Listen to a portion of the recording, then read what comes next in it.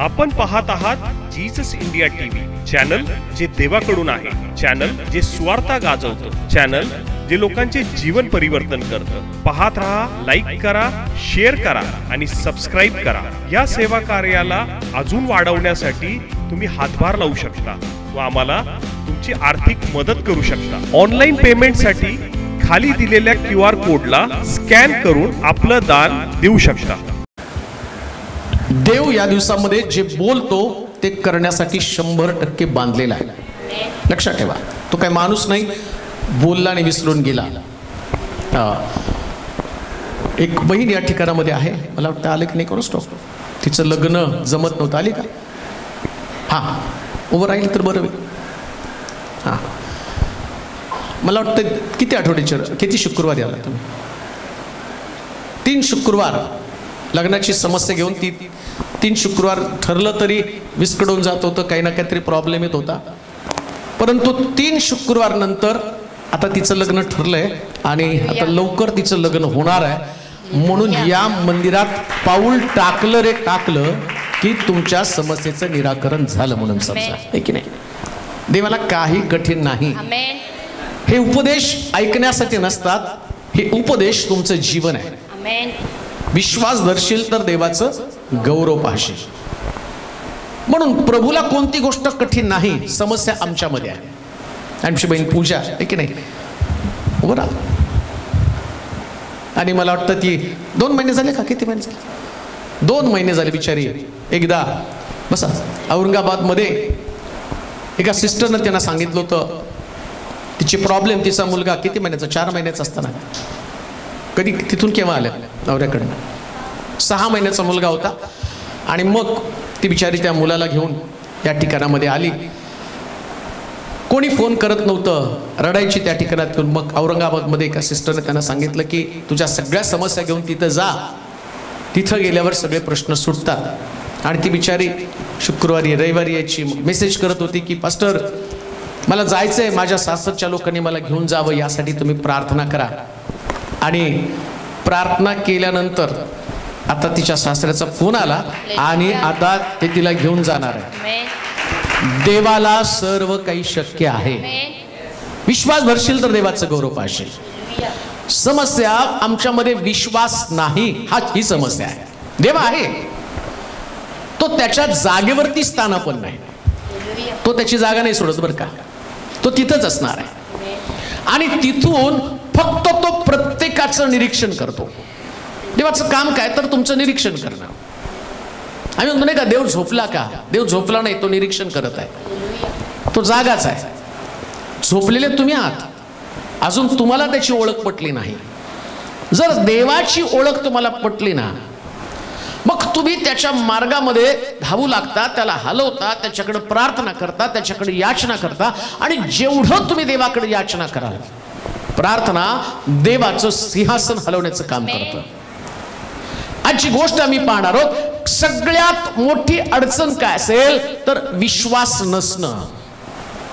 देवाला तर काम करायचंय, पण सगळ्यात मोठी अडचण जी देवाला आम्ही देऊ शकतो, आणि बायबलमध्ये असं लिहिलं की देवाला विश्वासाशिवाय कोणी संतुष्ट करू शकत नाही।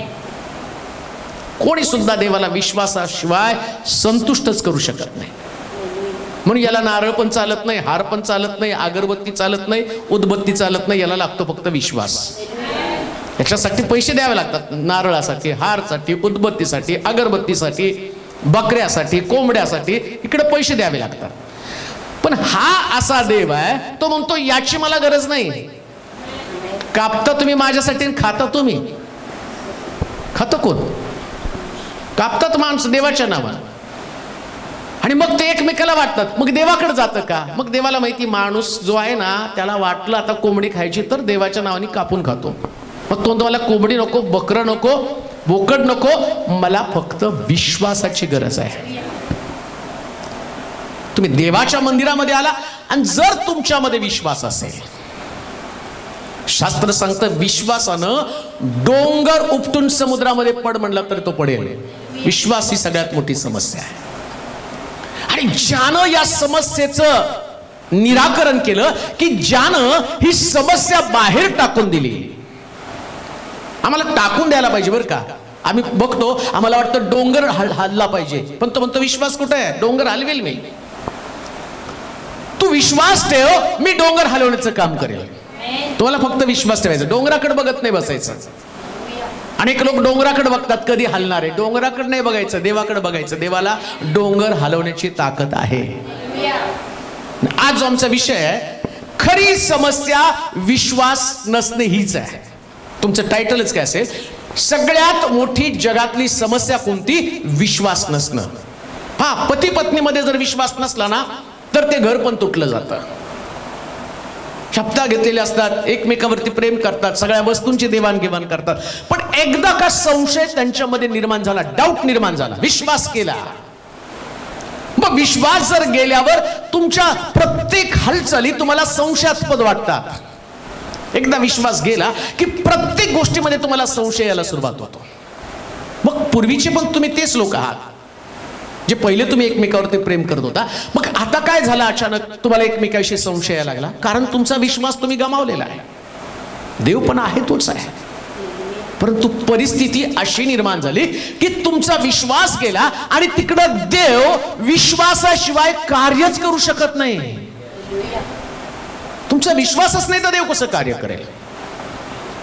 देवामध्ये ताकद आहे, देवामध्ये सामर्थ्य आहे, देवामध्ये सगळ्या गोष्टींची पूर्तता करण्याची शक्ती आहे. पण प्रॉब्लेम काय, तो म्हणतो विश्वास नसणं ही समस्या आहे. आणि आज रात्री ती समस्या आम्हाला पाहिजे. मग त्याचं शुभवर्तमान, त्याचा 9वा अध्याय, त्याची 1 पासून 8 पर्यंतची वचनं. हा, मग त्याचं शुभवर्तमान 9वा अध्याय 1 पासून 8 पर्यंतची वचनं. पक्षघाती मनुष्य तेव्हा तो तारवात बसून पलीकडे गेला व आपल्या नगरात जाऊन पोहोचला मग पहा बाजेवर पडून असलेल्या कोणा एका पक्षघाती माणसाला त्याच्याकडे आणले. तेव्हा येशू त्यांचा विश्वास पाहून पक्षघाती माणसाला म्हणाला, मुला धीर धर, तुझ्या पापांची क्षमा झाली आहे. मग पहा कित्येक शास्त्री आपल्या मनात म्हणाले, हा दुर्भाषण करतो. येशू त्यांच्या कल्पना ओळखून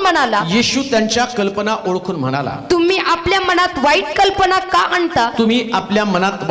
का आणता? कारण तुझ्या पापांची क्षमा झाली आहे. असे बोलणे किंवा उठून चाल असे बोलणे यातून कोणते सोपे? तथापि मनुष्याच्या पुत्राला पृथ्वीवर पापांची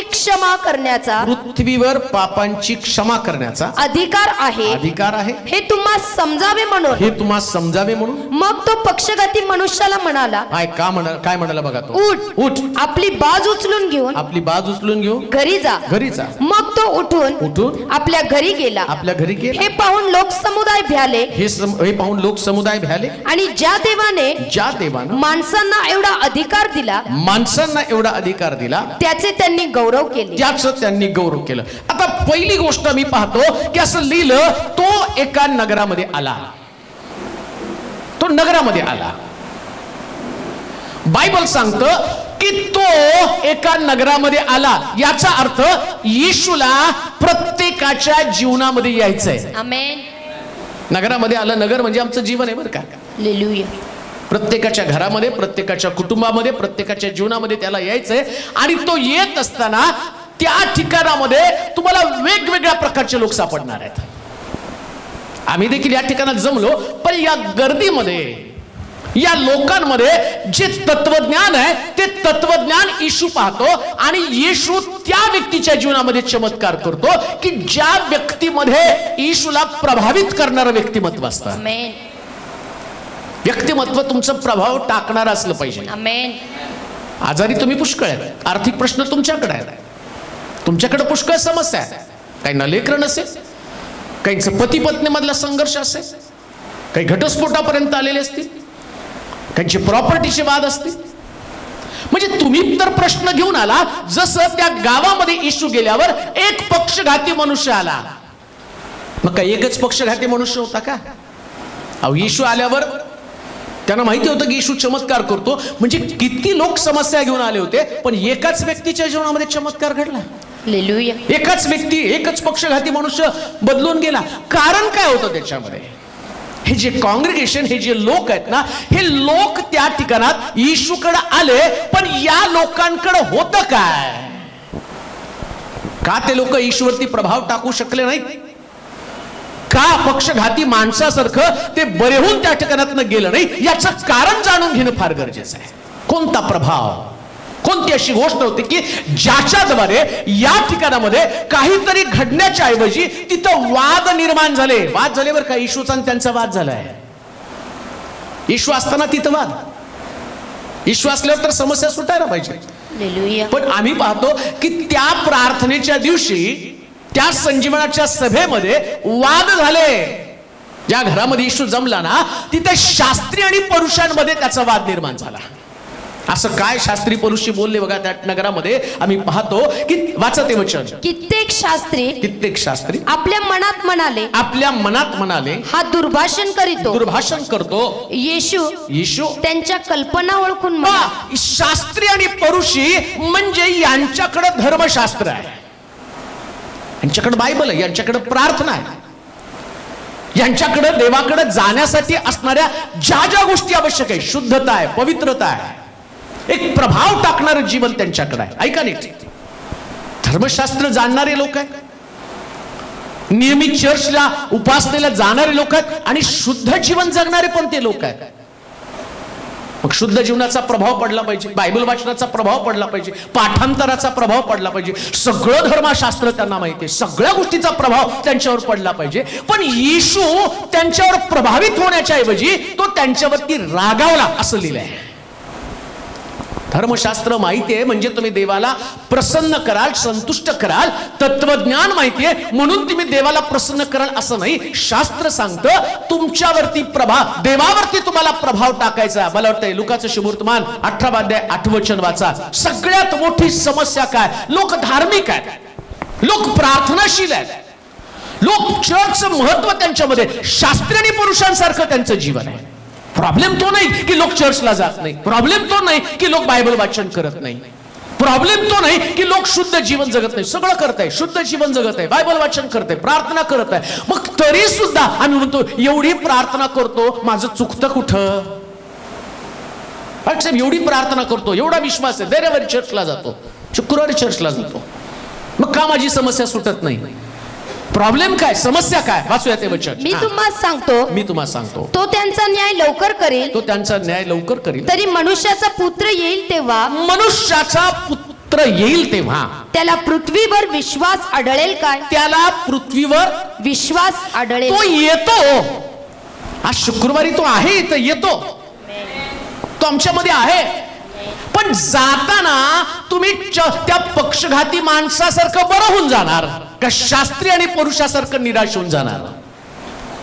आले ते शास्त्री पुरुषी, चर्च म्हटलं की त्यांनी त्याचं महत्व जाणलं. त्यांना माहितीये देवाचा पुत्र आहे म्हणजे त्याच्या मुखातनं काहीतरी ऐकायला पाहिजे. धर्मशास्त्र घेऊन ते आले, पाठांतर घेऊन ते आले, आणि पाठांतरात त्यांनी सगळं जे पाठ केलं त्याच्या विपरीत येशूच्या मुखातनं निघताना त्यांनी पाहिलं. आणि आम्ही पाहतो ते येशूवरती धर्मशास्त्राच्या द्वारे प्रभाव टाकायला गेले. धर्मशास्त्राचा प्रभाव येशूवरती टाकण्याचा प्रयत्न केला.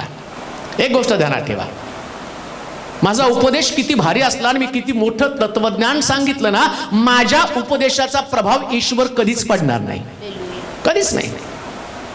या तत्वज्ञानानं, या सिद्धांतानं, या सुंदर उपदेशानं लोकांना कानाला ऐकायला बरं वाटेल, पण देवाला काम करायला बरं वाटलं नाही. मग देव काम करण्यासाठी काय पाहतो?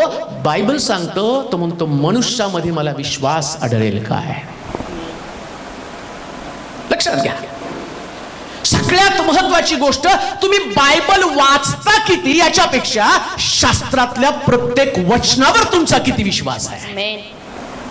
बायबलवरती विश्वास असला पाहिजे. एक वचन तुम्ही वाचलं, त्या वचनाला पक्क धरून ठेवायचं. येशूला बसल्या माराच्या फटक्याने मला आरोग्य मिळतं म्हटलं तर विश्वास ठेवलाच पाहिजे ना. मला वचन पाठ आहे, मी बोलून दाखवतो, उपयोग काय? मी म्हटलं पाहिजे या वचनावर, हे वचन 100% क्युअर करणारं वचन आहे. मग तुमचे किडनी फेल असू द्या, मग तुमचं हार्ट फेल असू द्या, मग तुम्हाला कावीळ असू द्या, मग तुम्हाला पांढरी कावीळ, मग पिवळी कावीळ, कुठली पण कावीळ असू द्या. एका व्यक्तीचं मला फोन आला, ते म्हटले की आम्ही नॉर्मल होतो आणि डॉक्टरला तपासण्यासाठी मी माझे बायको आम्ही दोघं पण त्या डॉक्टरकडे गेलो आणि म्हटलं डॉक्टरला आम्हाला तपासा. नॉर्मल होते बरं का. आणि मग डॉक्टरनी तपासलं आणि तपासल्याबरोबर त्या सिस्टरला सांगितलं तुमच्या नवऱ्याला हेपॅटायटिस बी, पांढरी कावीळ आहे आणि याच्यावर उपचार नाही. मग ती आधीच होती ना, पण आता माहीत करून गेल्यावर ते घाबरले उपचारच नाही म्हणून. अमिताभ बच्चनला पण पांढरी कावीळ आहे. मग तो कसा जगतो? 70, 75, 78 वर्षाचा झाला पण तो जिवंत आहे. त्याचा त्या कावीळवर विश्वास नाही ना. त्याला देव माहिती ना बायबल माहिती आहे.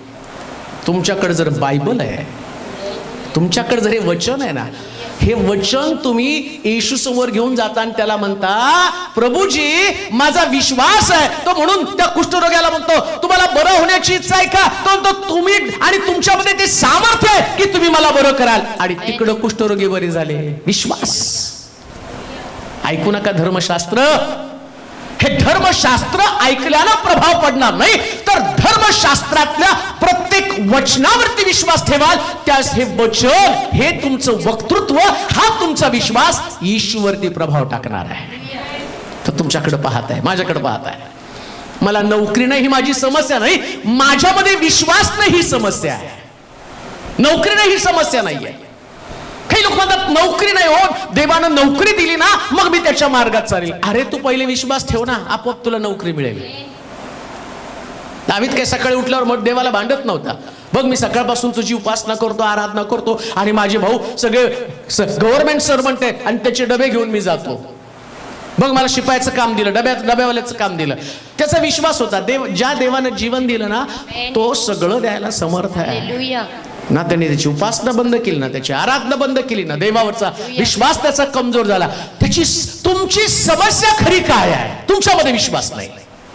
आणि एक गोष्ट ध्यानात ठेवा, ज्याच्यामध्ये विश्वास आहे, ऐका, या पक्षघाती माणसामध्ये विश्वास होता म्हणून आता पक्षघाती माणसाला तुम्ही साधं आणायचं म्हणलं तरी मुश्किल आहे. आज ते ब्रदर आलेत मोठ्या विश्वासानं, गाडी करून पंढरपूरवरून या ठिकाणात आले. विश्वास आहे 100% तुम्ही बरे होणार. हे काय इथं प्रार्थना केल्यावर बरं करणार आहे असं नाही, तुमच्या विश्वासानं तुम्ही बरं होणार. इथं प्रार्थना एक माध्यम आहे, तुमचा देवावरती विश्वास आहे. आम्ही पाहिले कितीतरी पक्षघाती त्याचे व्हिडिओ आपण अपलोड केले होते. त्याच्यामध्ये बघितलं की एक अंकल जे अनेक दिवसापासून चालू शकत नव्हते, बेडवरती पडलेले होते. मला वाटतं 70च्या आसपास त्यांचं वय असेल. आणि मग त्यांनी विश्वास ठेवला त्यांच्यासाठी ना. ते आपल्या चर्चमध्ये आले, फक्त ऑनलाईन त्यांनी चर्च अटेंड केलं, ऑनलाईन त्यांच्यासाठी प्रार्थना केली आणि नंतर त्यांनी व्हिडिओ पाठवला. आणि त्या व्हिडिओमध्ये काय होतं तर ते दाखवले, पास्टर देवानं अप्रतिम असा चमत्कार केला, आमचे वडील चालायला लागले. हा बघा व्हिडिओ. लक्षात ठेवा, प्रभू सगळं काही करतो पण विश्वास मात्र आवश्यक आहे. आपल्या बॉडी पार्ट कडे पाहू नका, कुठं नुकसान झालं याच्याकडे बघू नका, तुमच्यामध्ये काय नाही याच्यावर विश्वास ठेवू नका. तुमच्या बँकेत किती पैसे, तुमच्या डोक्यावरती किती कर्ज आहे याच्यावर विश्वास ठेवू नका. जसं आम्ही पाहतो आणि एलिया त्या स्त्रीच्या घरामध्ये गेल्यावर ती म्हणते की आणि माझा नवरा तुझा सेवक हा मरून गेला आणि सावकार येऊन आता काय करणार आहे तर त्या आणि त्याच्या मुलाला पकडून घेऊन जाणार आहे. का तर माझ्या नवऱ्यानं आणि तुझ्या सेवकानं कर्ज करून ठेवलं, आता हे कर्ज फेडणार कुठं? इथं गेला तो, जा तुझ्या घरात बंद कर, भांडे घेऊन ये. तेल ओतायला सुरुवात केली आणि शास्त्र सांगतं एवढं तेल शेजारी पाजारीची भांडे आणले. ते काय म्हटलं, आता विकून उदरनिर्वाह कर आणि तुझं कर्ज फेड. कुठून देव कशा पद्धतीने मार्गदर्शन करेल याचं तुम्हाला आणि थांब पत्ता सुद्धा लागणार नाही. म्हणून देवावरती प्रभाव टाकणारी गोष्ट कोणती तर तुमचा विश्वास. असा विश्वास ठेवा ना की प्रभूने सगळे आशीर्वाद तुम्हालाच दिले पाहिजे. बाकीच्यांना यायचं आणि जायचं त्यांना जाऊ द्या. वराड निघाले लंडनला, तसे लोक निघालेत प्रार्थनेला, जाऊ द्या त्यांना प्रार्थनेला जायचंय. ग्रुपमध्ये थांबू नका, पर्सनली देवावरती प्रभाव टाकायला सुरुवात करा. हालेलुया. आणणारे लोक मला नवल वाटतंय. या पक्षघाती माणसाला लोक घेऊन आले, असं सेल भरला आणि कोणतरी घेऊन गेलं आणि त्या सेलमध्ये ज्याला नेलं त्याला मिळालं आणि बाकीच्याला मिळालंच नाही. सेल भरला चांगलं तिथं किंवा कुठं तरी बक्षीस द्यायला लागलं, त्यांनी सांगितलं अमक्या अमक्या ठिकाणी बक्षीस आहे तुम्ही या, आणि तो ज्याला सांगितलं ते गेले, तो गेला, आणि ज्यांनी सांगितलं त्यांना काहीच मिळालं नाही. असला प्रकार झाला. पक्षघाती माणसाला घेऊन आले पण यांना काही मिळालं नाही, याला मात्र आरोग्य मिळालं. आज रात्र तुमची तीच रात्र आहे प्रिया. 100% तुमच्या जीवनामध्ये काहीतरी प्रभूला करायचं आहे आणि तो केल्याशिवाय राहत नाही. लक्षात घ्या. असंच देवाला वाटलं चला शुक्रवारी प्रार्थना तुम्ही चालू करा, तुमचं पण टाइमपास होईल, 4 गाणे ते पण गातील, त्यांना पण पोरांना एन्जॉयमेंट मिळते, ते थोडेसे नाचतील, पाळकाला पण काही कळत नाही आणि मग करमत नाही, मग त्यानं पण उपदेश करेल, युट्यूबला जाईल, लोक बघतील, मजा करतील. त्याच्यासाठी नाही. 2 किंवा 3 माझ्या नावाने एकत्र जमतील, मी त्यांच्यामध्ये आहे. त्या नगरात येशू आला आणि येशूनं कुष्ठा तो अपक्षघाती माणूस बरा केला. आज जर या ठिकाणात येशू आहे 100% तो बरं करणार आहे. 100%. प्रभावित जीवन, असं जीवन ज्याच्यानं प्रभू संतुष्ट होणार आहे. म्हणून लक्षात घ्या, समस्या येशूकडे नाही, समस्या तुमच्या विश्वासामध्ये आहे. ही पवित्र शास्त्रातनं तुम्हाला दाखवेल. तुम्ही वृद्ध आहात ही तुमची समस्या नाही, तुम्ही आजारी आहात ही तुमची समस्या नाही, तुम्ही कर्जबाजारी आहात ही तुमची समस्या नाही, तुमचं गर्भाशय बंद आहे आणि डॉक्टर त्याच्यासाठी सांगतात की तुम्हाला लेकरं होणार नाही, ही पण तुमची समस्या नाही, तुमचं एज बार झालं आणि आता तुम्हाला नोकरी लागणार नाही, ही पण तुमची समस्या नाही. तर नाही आता आमचं एज बार झालं, आता आम्हाला गव्हर्नमेंट जॉब लागणार नाही. तुला कोणी सांगितलं गव्हर्नमेंट जॉब लागल्यावरच तुला आशीर्वाद मिळणार आहे? दाविदाने कुठं गव्हर्नमेंट जॉब साठी प्रार्थना केली? देवाने त्याला गव्हर्नमेंटच बनवलं ना. हालेलुया. देव काय करेल म्हणून तुमचं थिंकिंग थोडंसं बाजूला करा. माझं असं कधी कधी आम्ही काय करतो माहिती का, हे सगळं आम्ही मांडायला सुरुवात करतो, आम्हाला हे पाहिजे. देव म्हणतो तुझं बाजूला कर रे, मला जे करायचंय ना त्याच्यासाठी फक्त तू विश्वास ठेव. फक्त तू विश्वास ठेव. आणि तू विश्वास ठेवशील ना तर विश्वासानं फक्त तुझी परिस्थिती विश्वासानं बदल. एक वचन वाचा, इब्री लोकांचं पत्र 12 अध्याय 11 वचन वाचा. हा, इब्री लोकांचं पत्र 12 अध्याय 11 वचन. इब्री 12:11. कोणतीही शिक्षा तत्काली आनंदाची वाटत नाही, उलट खेदाची वाटते. 11 अध्याय 12 वचन. त्यामुळे एकापासून आणि त्याही निर्जीव झालेल्यापासून संख्येने आकाशातल्या ताऱ्यांइतकी व समुद्र तीरावरील वाळू इतकी अगणित संतती निर्माण झाली. कुणाच्या पासून? त्याच्या आधीचं वचन वाचा. वयोमर्यादे पलीकडे असताना सुद्धा सारेला देखील विश्वासानं गर्भधारणेची शक्ती मिळाली. कारण तिनं वचन देणाऱ्यास विश्वासनीय मानले. वचन देणाऱ्यास काय मानलं तिनं? विश्वासनीय मानले. वयोमर्यादे पलीकडं सारेला गर्भधारणेची शक्ती मिळाली. आमेन. मग समस्या गर्भाशयात होती. शास्त्र सांगतं तिचं गर्भाशय मृत झालं होतं. आता गर्भाशय मृत झाल्यावर तिथं असं लिहिलं की आता तिला लेकर होण्याची शक्ती निघून गेली होती. ऐका, परिस्थिती कोणती आहे किंवा तुम्हाला लेकर होत नाही आणि ही तुमची समस्या नाही, शास्त्र सांगतं तिने अभिवचन देणाऱ्या देवावरती विश्वास ठेवला. तुमची समस्या विश्वास आहे बरं का, तुमची समस्या गर्भाशय नाही. ते मृत झालेलं गर्भाशय ही तुमची समस्या नाही, कारण गर्भाशय घडवलं कुणी? देवानं. आणि तुम्हाला घडवलं कुणी? मग घडवणाऱ्या देवाला तुम्ही लेकर जन्माला घालता, तुमच्या शक्तीच्या पलीकडे जाऊन तुम्ही त्यांच्यासाठी शक्तीच्या पलीकडे जाऊन काय? मला माहिती आई वडील नेहमी कर्जबाजारी असतात. आपण काय टाटाला मिरलाला पण कर्ज आहे की नाही? ते पैसे घेऊन 6-6 हजार कोटी पळून गेले. म्हणजे त्यांनी कर्ज केलंच का नाही? कंपन्या चालवताना फक्त ते हायफाय जीवन जगले. आपण मात्र म्हणजे त्यांना प्रत्येकाला जगामध्ये कर्ज असतं. मग का कर्ज केलं? काय यांनी कर्ज करून ठेवलं? लेकर त्यांना किती लागतं? आम्हाला 6,000 कर्ज झालं तर फाशी घेऊशी वाटते. त्यांना 6-6 हजार कोटी, 2-2 लाख कोटी खात्यातून पळून जाते. मग त्यांना भीती नाही वाटत का? प्रॉब्लेम काय? नेमकं कशासाठी केलं त्यांनी? यांना काय एवढे 20-30 लाख लेकर आहेत का त्यांना खायला प्यायला घालायचे? तेवढे 2-2 लाख कोटी रुपये. एक मुलाच्या नावावर जर एका बापाने 1 कोटी ठेवले तर तो म्हणतो आता निवांत बसून मी आरामात खाईल. मग यांनी लाख कोटी घालवले कुठं? काय प्रॉब्लेम काय त्यांच्यामध्ये? त्यांनी लेकरांसाठी, त्यांच्या भविष्यासाठी आम्ही शक्तीच्या पलीकडचं काम करत आहोत. का तर आम्ही त्यांना जन्माला दिलं. माझा मुद्दा काय की शक्तीच्या पलीकडं तुम्ही जन्माला घातल्यावर तुमची ताकद नसताना तुम्ही त्यांच्यासाठी एवढं करता.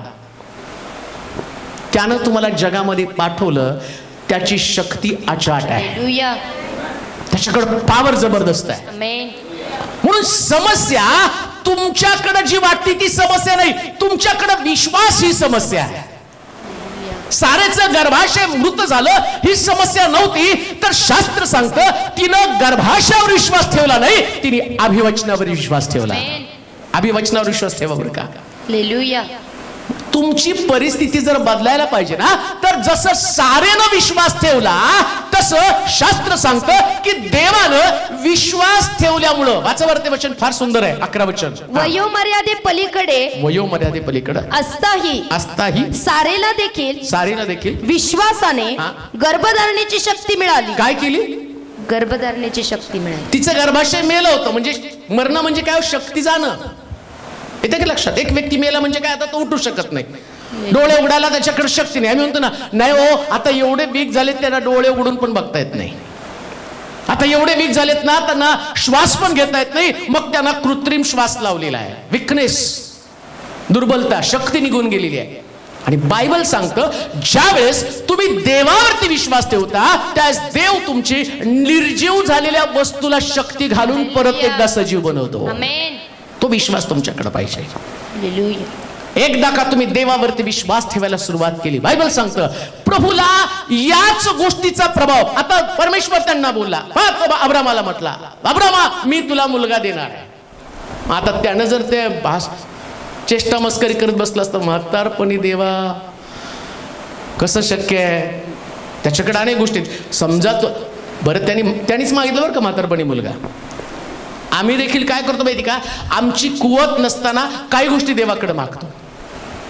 माझ्याकडे बुद्धी नाही, माझ्याकडे ज्ञान नाही, मी म्हणतो सरकारी खात्यात उच्च पदाची नोकरी मला दे, आणि देव देतो चुकून म्हणण्यापेक्षा देवाला द्यायचं. त्याला वाटतं चला देऊन टाकावं, त्याच्या डोक्यात आलं ना याला द्यावं म्हणलं की देऊन टाकतो.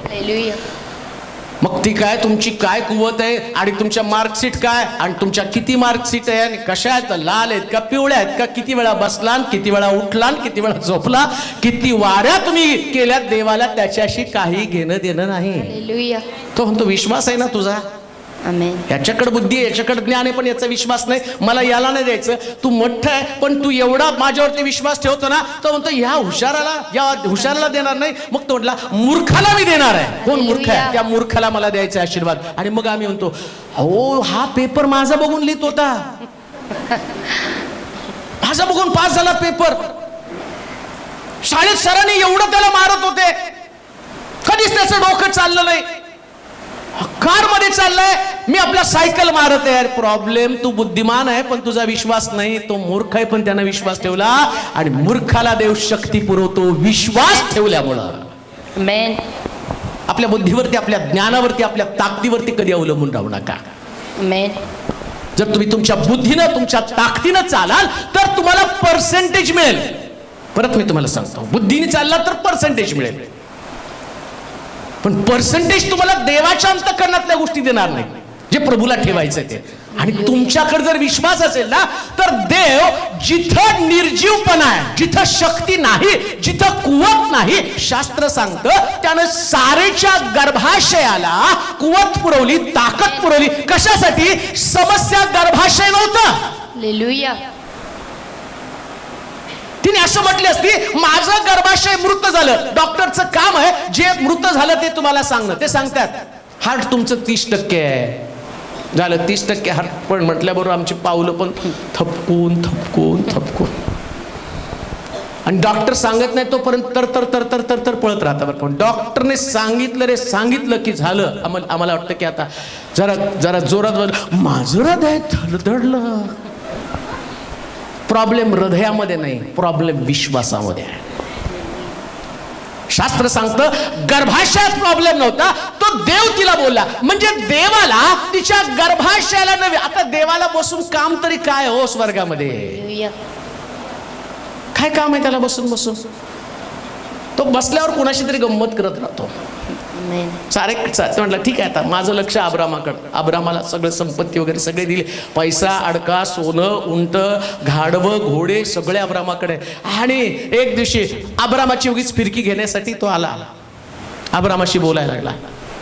बोलता बोलता अब्राम सगळं इकडच्या तिकडच्या ख्याली कुशाली चर्चा करत असताना अब्राम देवाला म्हणते, देवा एक गोष्टीची वाईट वाटतं. काय वाईट वाटतं? एवढी संपत्ती दिली आणि चाकराला देऊन टाकणार आहे, एवढाच प्रॉब्लेम आहे ना. चल तुला मी मुलगा देऊन टाकतो, आकाशातल्या तारे इतकी तुझी संतती बनवतो. इकडं सारा दरवाजाच्या मागं लपून हसली असलेली आहे. अगं बाई, म्हातारपणी कसं शक्य आहे? मग देवानं ती हसल्यावर पण तिला का मूल दिलं? विश्वास अब्रामानं ठेवला. अब्रामानं प्रभावित जीवन, त्याचा प्रभाव त्या असणाऱ्या देवावरती, याव्हे देवावरती त्यानं प्रभाव टाकला. मग पुष्कळ लोकांची गर्भाशय मृत झाली, त्यांना नाही लेकरं झाली, पण ज्यानं प्रभावित असणारा विश्वास त्या याव्हे देवावरती टाकला, याव्हे देव तुमच्या शरीरामध्ये तुमच्या परिस्थितीमध्ये 100% बदल करणार आहे.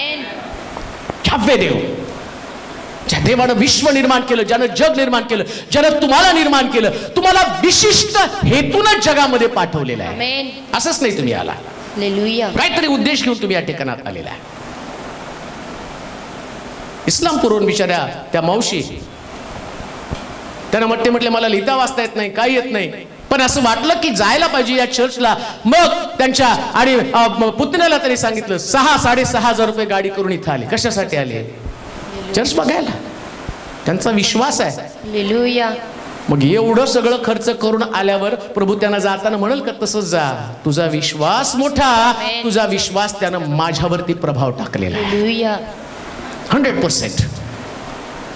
बसल्या जागी तुम्ही या प्रकारचे शब्द बोला की जे शब्द बसल्यावरती देवावरती प्रभाव टाकतील. बरं का, बसल्यावरती देवावरती त्यांनी प्रभाव टाकला पाहिजे, बसल्या जागेवरती.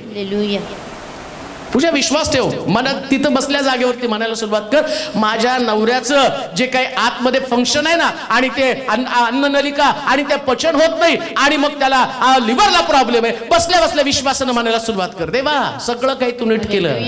प्रभाव देवावरती पडेल आणि देव आतमध्ये दुरुस्ती करायला सुरुवात करेल.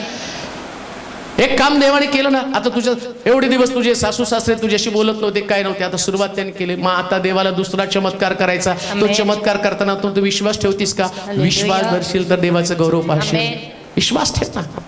प्रभावित जीवन, गर्भाशयामध्ये नवीन प्रकारची चेतना त्यानं निर्माण केलं, गर्भधारण करण्यासाठी शक्ती पुरवली. समस्या गर्भाशय नाही, समस्या विश्वास आहे. समस्या नोकरी नाही, समस्या विश्वास आहे. समस्या बुद्धी नाही, समस्या तुमचा विश्वास आहे. लक्षात ठेवा. तो म्हणतो, जगातले ज्ञानांना लाजवण्यासाठी मी मूर्खांची निवड केली. जे मूर्ख आहेत ना, त्या मूर्खांना निवडतो, आणि ज्ञानी लोक थक्क होतात. म्हणतो तुम्ही, मी सांगितलं तुम्हाला, अरे याला काहीच डोकं चालत नव्हतं, 4 वेळा बसला 10वीला, 5 वेळा बसला 10वीला, आता ऑफिसर झाला हो मोठा. प्रश्न, त्यानं देवावरती विश्वास ठेवला. लक्षात ठेवा. मी म्हणतो तुमच्या मार्कशीट पण बघू नका. आम्ही म्हणाल का? तुमचं एज सुद्धा महत्वाचं नाही. एज असतं तर साराबाई म्हातारपणात मुलगा नसता झाला. एज पण महत्वाचं नाही, महत्वाचं आहे फक्त तुमचा विश्वास. फक्त तुमचा विश्वास महत्वाचा आहे. गिव्ह अप करू नका. लास्ट मोमेंट पर्यंत, मरेपर्यंत देवावरती विश्वास ठेवा. मरेपर्यंत देवावर विश्वास ठेवा. मनोज, आज मनोज पण आलाय, आनंद वाटला. माग आपण पूर्वी प्रार्थनेला जात होतो तर चालत चालत सायकलवर इकडे तिकडे फिरायचो, की नाही? वाटलं होतं का कधी असं काहीतरी होईल, कधीतरी देव मला होंडा सिटी देईल, कधीतरी लांब लांब ठिकाणात जाईल, कधी कधी देव असं काहीतरी देईल. पण तो विश्वास होता. चर्चा होती एक दिवस की प्रभू हे सगळं करणार आहे. देवानं तो विश्वास बघून हे सगळं दिलंय. बरं का, विश्वास बघून, विश्वास बघून. ते काय मी फार भारी बोलतो म्हणून देव देत नाही बरं का. पुन्हा मी तुम्हाला सांगतो, माझे शब्द देवावरती कधीच प्रभाव टाकणार नाही. शास्त्री आणि पुरुषांनी बायबलच देवासमोर मांडलं, धर्मशास्त्र मांडलं नाही येशू समोर. येशूनं त्यांच्याकडे दुर्लक्ष केलं. धर्मशास्त्रानं तुम्ही देवावरती प्रभाव टाकू शकणार नाही, पण विश्वासानं मात्र देवावरती प्रभाव टाकू शकाल. तुम्हाला देवाचं वचन वाचायला येत नाही ना, हरकत नाही. औषधी म्हटले आलं मला वाचायला येत नाही, हरकत नाही. विश्वास आहे ना तुमच्यामध्ये. तुम्हाला वाचायला येत नाही, तुमची समस्या नाही. तुमचा विश्वास जर तुमच्याकडे आहे ना, बस त्याच विश्वासानं मोठ्या मोठ्या गोष्टी घडल्या जातील, अद्भुत गोष्टी घडल्या जातील. परिस्थिती तुमची बदलली जाईल.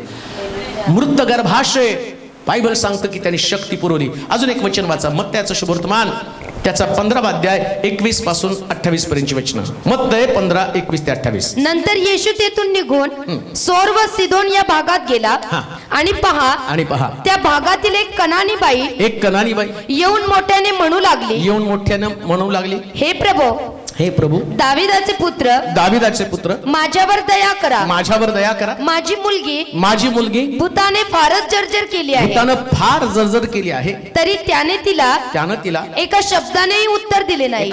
सुद्धा उत्तर दिलं नाही. तेव्हा त्यांच्या शिष्याने जवळ येऊन त्यांना विनंती केली, तिला पाठवून द्या, कारण ती आमच्या मागून ओरडत येत आहे.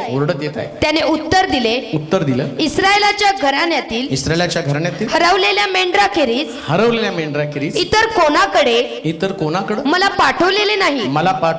तेव्हा ती येऊन त्याच्या पाया पडून म्हणाली, प्रभूजी मला सहाय्य करा.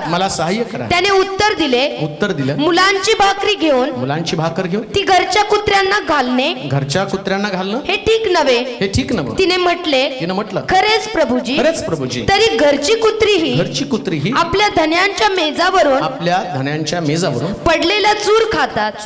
तेव्हा येशूने तिला उत्तर आता काय म्हटलं येशूने तिला उत्तर दिलं, बाई तुझा विश्वास मोठा, तुझी इच्छा सफळ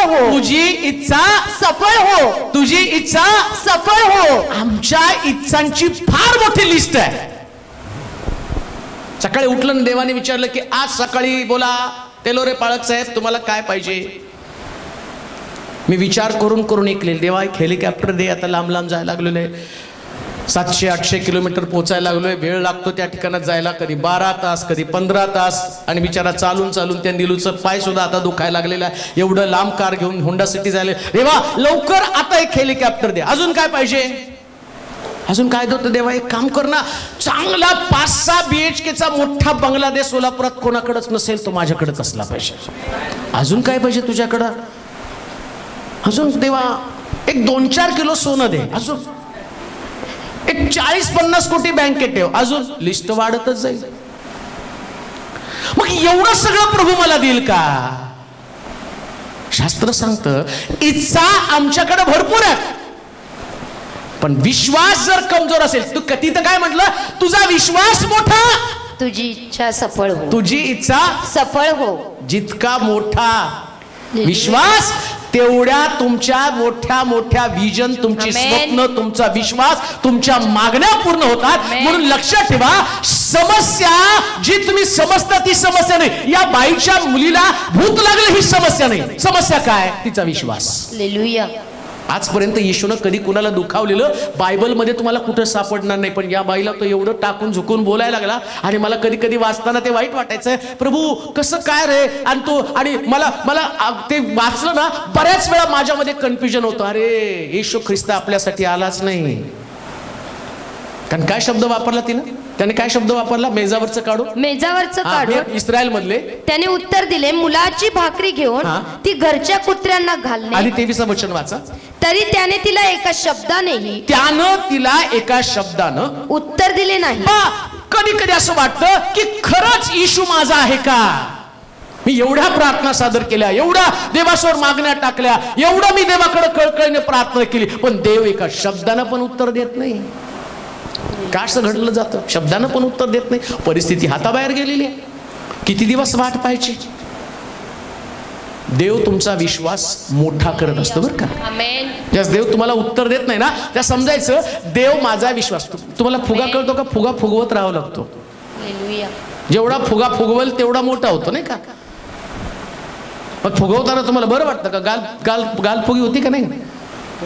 नाही, तुमचे गाल मजबूत असतील, तुम्हाला होत नसतील, पण फुगा फुगवताना त्याच्यावरती श्वास फुंकावा लागतो आणि जेवढा तुम्ही फुंकाल तेवढा फुगा मोठा होईल. तो विश्वास तसाच आहे. प्रभू कधी कधी जाणून बुजून हेतू पुरस्सर तुमच्या एकाही प्रार्थनेचं उत्तर तुम्हाला देत नाही. याचा अर्थ असा नाही की देव तुमच्याकडे लक्ष देत नाही, तुमचे शब्द ऐकत असतो. तिचे शब्द ऐकले, काय शब्द वाचा तिचे. तरी त्याने तिला शब्दानं उत्तर दिलं नाही. तेव्हा त्याच्या शिष्यांनी जवळ येऊन त्याला विनंती केली. एक गोष्ट लक्षात ठेवा, कधी कधी देव तुम्हाला शब्दानं उत्तर देत नाही, पण तुमची जिद्द तुम्हाला सोडायची नाही. आमेन. हार मानायचीच नाही. हालेलुया. जोपर्यंत लेकूर देत नाही तोपर्यंत मी तुला सोडत नाही. हालेलुया. जोपर्यंत नोकरी देत नाही तोपर्यंत मी तुला सोडत नाही. जोपर्यंत मला आरोग्य देत नाही तोपर्यंत मी तुला सोडत नाही. नाही तर एक शुक्रवार आला आणि म्हटलं देवा दे दे दे, अहो पाळसाहेब आलो तर एक शुक्रवारी, मग नाही लागली नोकरी, जा घरी. एक शुक्रवारी आल्यावर तुला द्यायला पाहिजे काय लगेच? 2 शुक्रवारी आलं तर तुला द्यायला पाहिजे. तू कोण मोठा बॉस लागला? हा, बॉस तो आहे. तो ठरवणार कुणाला कधी द्यायचं ते. मग त्यानं ते दाखवायचं होतं त्याला. तू मागती म्हणून मी तुला देणार नाही. देव योग्यता दाखवतो. काय योग्यता आहे तुमची माझी? वा, तिने योग्यता दाखवली देवाने. काय योग्यता आहे वाचा. तेव्हा त्याच्या शिष्यांनी जवळ येऊन त्याला विनंती केली, तिला पाठवून द्या, पाठवून द्या, कारण ती आमच्या मागून ओरडत येत आहे. ज्याचा विश्वास मोठा आहे ना, तो कोणाची पर्वा करत नाही, ओरडत ओरडत येशूच्या मागे येतो. हालेलुया. लोक तुम्हाला रागवतील, दरडावतील आणि तुम्हाला येशूच्या मागे येऊ देणार नाही. पण असं लिहिलं, शेवटी शिष्य एवढे इरिटेट झाले. ते शिष्य जाऊन म्हणायला लागले, अरे हिला पहिले पाठवून द्या. एवढं ओरडा येशूकडे ना, एकदा ऐकणार नाही, दोनदा ऐकणार नाही, म्हणून तो म्हणला अन्याय कारभाराचं शहाणपण. अन्याय कारभारीविषयी सांगितलं ना का, न्यायाधीश होता तो आणि राजा कुणाचं ऐकून घेत नव्हता. ती रोज जाऊन त्याची घंटी वाजवत होती, कुणाचीच काही फियत मांडत नव्हती. शेवटी कंटाळून म्हटलं, अरे ती रोज येऊन घंटी वाजवती, एकदा तर तिला बोलून आला आतमध्ये. त्याला बोलवलं, बाई तुझं काय? तिच्या मागणीला नाही कंटाळला, घंटी वाजवल्यावर ओरडणं असं करा ना की कंटाळून देवाने तुम्हाला आशीर्वाद द्यायलाच पाहिजे. यायचं दर शुक्रवारी, यायचं दर रविवारी. हालेलुया. बहू कुठवर देत नाही तू. शेवटी देव एकदा आणि जाताना म्हणायचं, देवा सोडणार नाही बरं का तुला. हालेलुया. सोडणार नाही, माझा निकाल लागल्याशिवाय तुला सोडणार नाही. अब्रामाला दिलं, मला द्यायला पाहिजे. त्याची भरभराट केली, माझी भरभराट केली पाहिजे. माझे प्रश्न तुझ्या हातामध्ये सोडलेले आहेत आणि तू मला विजय देणारच आहे. आमेन. कसं लग्न होत नाही बघू, कसं लेकर होत नाहीत बघू, कशा आर्थिक अडचणी सुटत नाहीत बघू. ओरडायला तर पाहिजे ना त्याच्यासाठी. हार मांडली तुम्ही, माघार घेतली. एकदा तुम्ही दोनदा येशूला सांगितलं आणि येशूनं तुम्हाला उत्तर दिलं नाही, तुम्ही हताश झाले, तुम्ही निराश झाले. नाही, डोंट गिव्ह अप. सोडू नका, प्रयत्न सोडू नका. हालेलुया. शेकडो साक्षी या दिवसात मी अनुभवत आहे, ज्यांच्या जीवनामध्ये प्रभूने अद्भुते केली आणि थक्क करणाऱ्या गोष्टी करत आहे. काही लोक रडून साक्षी सांगत आहे, आमच्या कल्पनेच्या पलीकडे देवानं आम्हाला आशीर्वाद दिला. मग देव रोज काम करतो. प्रॉब्लेम काय? तुमचा विश्वास. तुमची समस्या काय? तुमचा विश्वास आहे. असं लिहिलं, एका शब्दानं तिला उत्तर दिलं नाही आणि लोक तिला म्हटलं की शिष्य म्हटले हिला पाठवून द्या.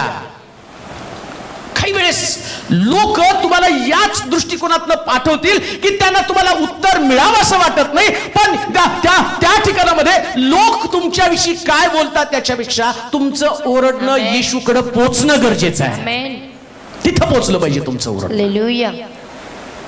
तुम्हाला तुमचं ओरडणं तुम्ही लोकांकडे पाहून मर्यादित करता. तुम्ही म्हणता नाही, आता लोक आम्हाला नावं ठेवतील आणि लोक आमच्याविषयी वाईट बोलत आहे. ही समस्या नाही, लोक वाईट बोलतात ही समस्या नाही, समस्या तुमचा विश्वास आहे.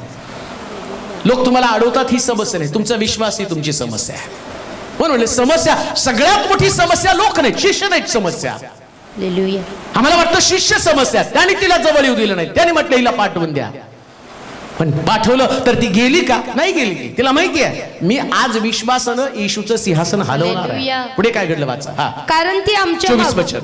त्याने उत्तर दिले, इस्रायलाच्या घराण्यातील हरवलेल्या मेंढराखेरीज इतर कोणाकडे मला पाठवलेले नाही. आता 23 वचनामध्ये त्यानं एका शब्दानं पण उत्तर दिलं नाही. 26 वचनामध्ये आम्ही काय पाहिलं? 24 वचनामध्ये आम्ही काय पाहिलं? त्याने उत्तर दिले. पहिले 23 वचनामध्ये काय पाहिलं? त्याने तिला एकाही शब्दाने उत्तर दिले नाही. आणि पुढे शिष्य काय म्हटले? तेव्हा शिष्यांनी जवळ येऊन त्याला विनंती केली. हा, शिष्यांनी जवळ येऊन त्यांना विनंती केली, तिला पाठवून द्या. म्हणजे सगळी निगेटिव्हिटी. पहिला तर त्याला उत्तर द्यायला तयार नाही, आणि आता काहीतरी घडावं. तिला असं वाटलं कमीत कमी येशूचे शिष्य जाऊन मध्यस्थी करतील. तुम्हाला आठवतं का तो याईर आणि त्याच्या संबंधाने लोकांनी सांगितलं, हा सभास्थानचा अधिकारी खूप चांगलं आहे, यानं सभास्थान बांधून दिलं, रदबदली केली, हा तेवढ्या योग्यतेचा आहे, प्रभूजी याच्या आणि मुलीला जीवदान द्या, तिला बरं करा, हा चांगला व्यक्ती आहे. इकडे शिष्यांनी मध्यस्थी केली, कारण तो श्रीमंत होता, त्याने सभास्थान चर्च बांधून दिलं होतं. मग इथं मध्यस्थी केली. त्या बाईनं ते पण ऐकलं असेल, हे शिष्य तरी जाऊन सांगतील की येशू हिच्यासाठी चमत्कार करा. पण आता बातमी ऐकली ना, येशू तिच्या बाजूने ना शिष्य तिच्या बाजूने. येशू बोलला पण नाही आणि शिष्य बोलले तर सगळं नकारात्मक बोलले. अरे आता चमत्कार घडणार कसा? पण इकडं विश्वास वाढत असताना आता येशू बोलला. आमेन. काय बोलला हो? बोलून बोलून पण त्याने उत्तर दिले. मगाशी उत्तर दिलं नाही, आता उत्तर दिलं. काय उत्तर दिलं? इस्रायलाच्या घराण्यातील हरवलेल्या मेंढरांखेरीज. ऐका बरं का, महत्वाची गोष्ट तुम्हाला सांगत आहे. कधी कधी देव उत्तर देईल, तुम्ही याल आणि तुम्ही उत्तर ऐकाल. अमक्याच्या जीवनामध्ये प्रभूने आशीर्वाद दिला, याला नोकरी दिली, त्याला लेकरू दिलं, हे तुम्ही ऐकता ना, हीच गोष्ट तुमच्यासाठी पॉझिटिव्ह. तो म्हणतो इस्रायलाच्या घराण्याला आशीर्वाद, म्हणजे त्याला काय सांगायचं होतं? पहिल्यांदा माझं लेकरू बन ना. हालेलुया. माझ्या लेकराने मी आशीर्वाद देतो, तुला माझं लेकरू बनायला पाहिजे. सांगायचं काय होतं? तो काय उद्धट नाही बोलला किंवा तिला दुखवावं नाही बोलला. त्याने एक आव्हान तिच्या समोर ठेवलं, एक चॅलेंज तिच्या समोर ठेवलं. काय चॅलेंज आहे? वाचा बरं. इस्रायलाच्या घराण्यातील हरवलेल्या मेंढरांखेरीज इतर कोणाकडे मला पाठविलेले नाही. मला पाठवलं नाही. तेव्हा ती येऊन त्याच्या पाया पडून म्हणाली, प्रभूजी मला सहाय्य करा.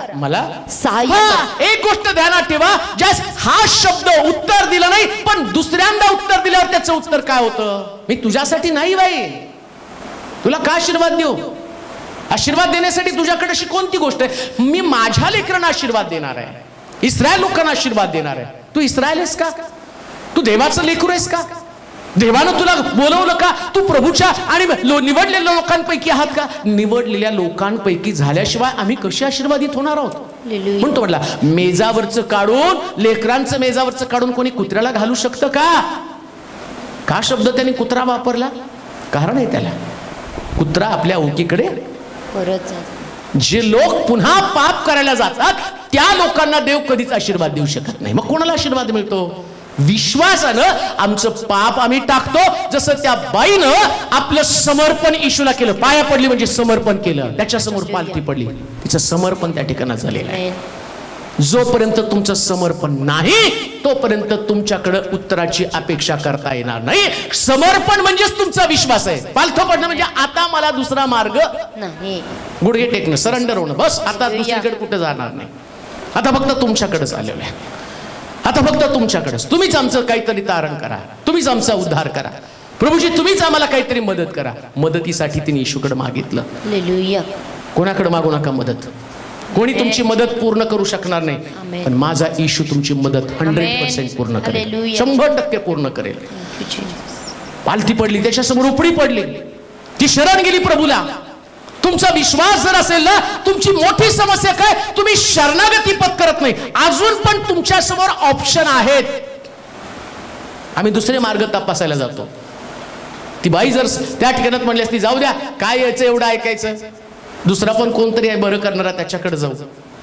पण तिने सरळ शरणागती पत्करली. एक लक्षात ठेवा, ज्याचा विश्वास आहे तो दुसरा ऑप्शन तपासत नाही. हालेलुया.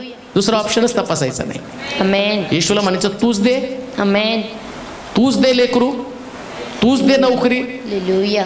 मी इकडं तिकडं कुठं ओळख सांगणार नाही, मी पैसे पण भरणार नाही, पण मला माहिती तू देशील. आमेन. एकच ऑप्शन, फक्त तूच. हालेलुया. तूच माझ्या मुलाचं कल्याण कर, तूच माझ्या मुलीचं कल्याण कर, तूच मला चांगला नवरा दे. तुम्ही नका प्रयत्न करू, तुम्ही नका प्रयत्न करू. देव तुम्हाला देईल ते सगळ्यात भारी देईल, त्याच्यावर सोपून द्या. हालेलुया. जेव्हा देवावरती तुम्ही सोपून राहता, पुढे काय घडलं वाचा. तेव्हा येऊन ती त्याच्या पाया पडून म्हणाली, प्रभूजी मला सहाय्य करा. प्रभूजी मला सहाय्य करा. त्याने उत्तर दिले, त्याने उत्तर दिलं, मुलांची भाकरी घेऊन. मुलांची भाकरी घेऊन ती घरच्या कुत्र्यांना घालणे हे ठीक नव्हे. हे ठीक नव्हे. 26 वचन. त्याने उत्तर दिलं मुलांची भाकरी घेऊन मुलांची भाकरी घेऊन ती घरच्या कुत्र्यांना घालणं हे ठीक नव्हे तिने म्हटलं खरंच प्रभूजी तरी घरची कुत्री ही आपल्या धन्याच्या मेजावरून पडलेला चूर खातात तेव्हा येशूने तिला उत्तर दिले. आता काय होतं माहिती का, तुमचा विश्वास मोठा होत आहे ओळखायचं कसं. कधी कधी प्रभू तुम्हाला सगळ्यात शेवटी खालचा दर्जा, म्हणजे सगळ्यांच्या जीवनात चमत्कार घडतात आणि तुमच्या जीवनात घडतच नाही. तुमच्या समोर येऊन लोक बरे होऊन जातात, तुमच्या समोर येऊन काही लोकांच्या जीवनामध्ये देवाना आशीर्वाद दिलेले तुम्हाला पाहतात. मग त्याला मिळालं देव म्हणतो, प्रार्थना करतात देवा कसं काय, तो म्हणतो तुला नाही देणार. तुम्ही गिव्ह अप करायचं नाही. ती जे शब्द बोलले ना प्रभूजी बरोबर आहे, तू म्हणतो ते बरोबर आहे, यांना तू आशीर्वाद दिले ना ते खरंच त्यांच्यात विश्वास आहे. मी कमी आहे, मला तुझं लेकरू बांधता आलं नाही, प्रभू मला माफ कर, मी तेवढ्या योग्यतेची बनले नाही. ही जी कबुली त्या बाईनं दिली ना, हे तिचं कन्फेशन इतकं महत्वाचं आहे ना. इथं येशूनं पाहिलं, तो तोंडातनं पहिल्यांदा बोलला, बाई तुझा विश्वास मोठा, तुझी इच्छा सबळ हो. तुझा विश्वास मोठा. लक्षात ठेवा, देव तुम्हाला जाणून बुजून डावलत असेल, जाणून बुजून तुमच्या मागण्याकडे दुर्लक्ष करत असेल, हे तू पुरस्सर तुम्हाला खालच्या पातळीवरती टाकत असेल. याचा अर्थ असा समजू नका की देवाला तुम्हाला उत्तर द्यायचंच नाही. पण देवाला तुम्हाला उत्तर देताना ऐकणाऱ्या लोकांनी, पाहणाऱ्या लोकांनी तुमच्याकडे पाहत राहावं आणि पाहिल्यावर जो शब्दानं आतापर्यंत प्रभू तिला दुर्लक्षित करत होता, परंतु आता मला वाटतं हे सगळे शब्द ऐकताना शिष्य एकमेकाला टाळ्या देत असतील. काय प्रभूनं तिला खडसावलं आज, बरं झालं, हिला असंच पाहिजे होतं. मी असतो तर असंच बोललो असतो. खडसावलं प्रभूनं तिला. काय प्रभू बोलतो ना एक शब्द, मला तर सुचलंच नसतं असं बोलायला.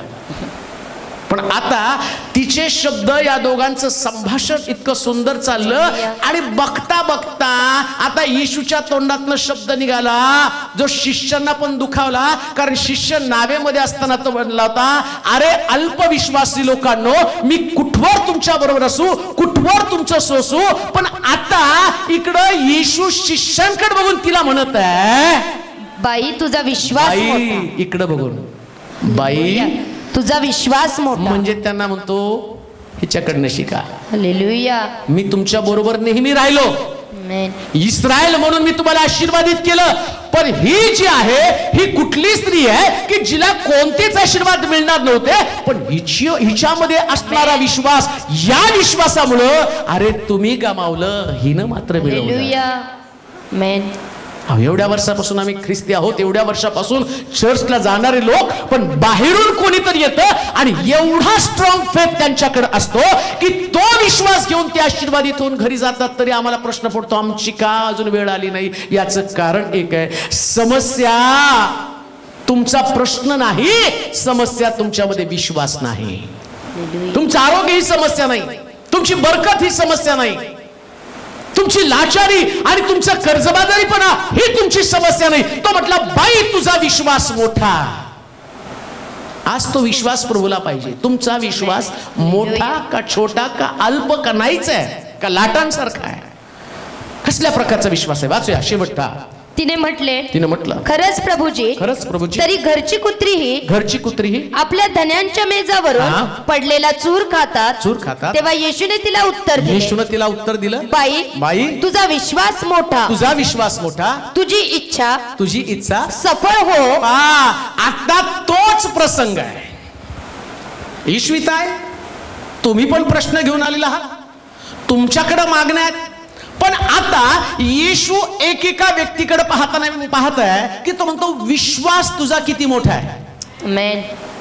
मला माहिती आहे तुमच्या सगळ्यांच्या अंतःकरणात काहीतरी इच्छा घेऊन आला, नाहीतर एवढ्या रात्री तुम्हाला काय निमंत्रण, जेवण बिवण काय नसताना तुम्ही थोडं येणार आहे. काही प्रोग्रामच नाही, मग तुम्ही आला कशाला. अंतःकरणात काहीतरी इच्छा आहे.